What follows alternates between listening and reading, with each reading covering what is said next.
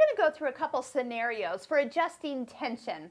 Now here's the thing, if you're starting to adjust tension and you have the same weight of thread on your serger in all 4 segments here, you are going to find that maybe something's not threaded right. Maybe your needles need to be changed. Check the height of the needles. The left one is actually higher than the right one. Make sure nothing down here has gotten twisted around or wrapped unknowingly. And sometimes too, just rethreading the serger will fix it.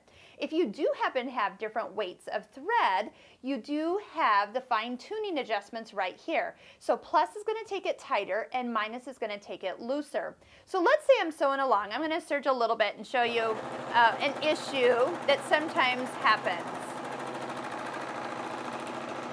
So when I flip it over, remember that nice straight blue line that we pointed to in the threading video? This blue line is what I want. That's that lower looper. I'm looking for it to be nice and straight.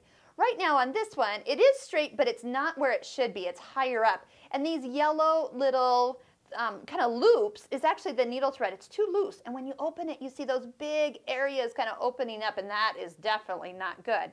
And so people will start to tighten the needle tension as needed. But sometimes, instead of that, we need to loosen the lower looper. So going minus can also help relax that lower looper so that needle thread is not pulling up so tight. So sometimes I'll do a little one side and a little reverse on the other side. So I'm not just cranking them up. But the idea is that you can turn these. Now once you turn these a little bit and you're like, gosh, I really need to reset them, instead of trying to find where in is or normal, all you need to do is come over to the stitch selection knob, turn it from A, back to B, and back to A. And did you notice they all flip to the middle? So if you ever have somebody come down, they're playing with your little dials, no big deal. Just turn and back and you're reset. So here's another thing. I am going to, let's do this. Let's tighten up the lower looper. So what's going to happen is with that a little tighter, it's going to pull the 2 loopers. That one's going to pull to the back side. Okay, so we're getting a little curl to the back side. You don't see as much change with the loopers because they don't have as tight of a tension range. But what we can do is we know definitely, and it's also pulling that yellow one back up because it's tight. So it kind of does 2 things. It doesn't make it put it right along the edge for nice perfect stitching.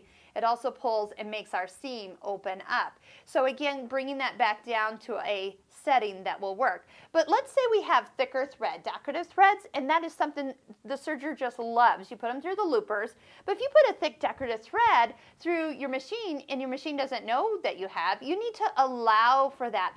Open up those tensions, loosen this up so the thicker thread has a place to kind of squeeze through, where thinner thread, that's more for the normal setting. So loosen those up anytime that you have thicker thread.